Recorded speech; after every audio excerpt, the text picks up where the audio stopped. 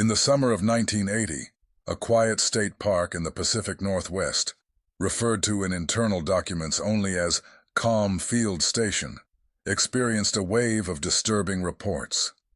Campers hearing heavy bipedal footsteps, circling tents, livestock from nearby farmland, found torn apart but not eaten. Large prints, 16 to 18 inches long, deeper than a human's stride. Park rangers initially assumed a large black bear was responsible, until they saw something that changed the tone of the investigation. Night of June 29, 1982. Senior rangers, names removed in surviving copies of the incident log, spotted a massive figure near a maintenance trail at dusk. At first glance, they described a broad, upright silhouette, arms long enough to hang down near the knees, movement more coordinated than a bear.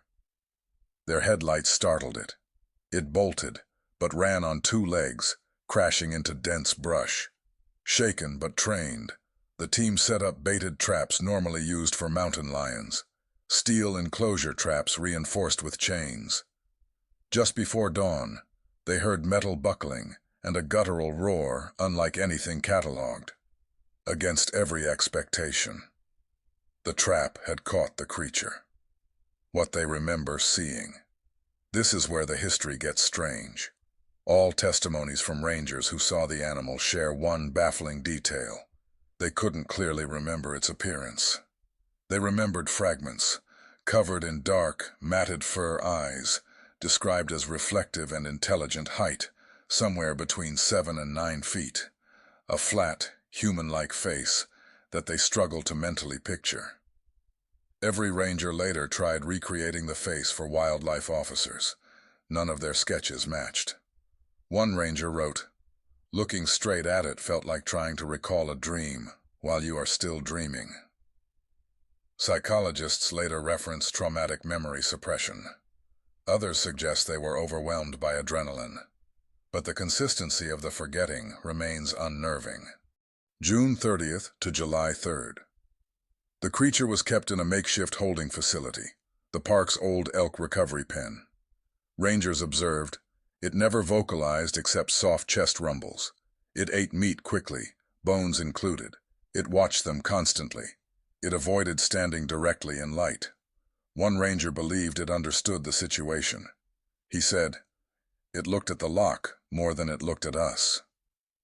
Requests for outside wildlife specialists were submitted.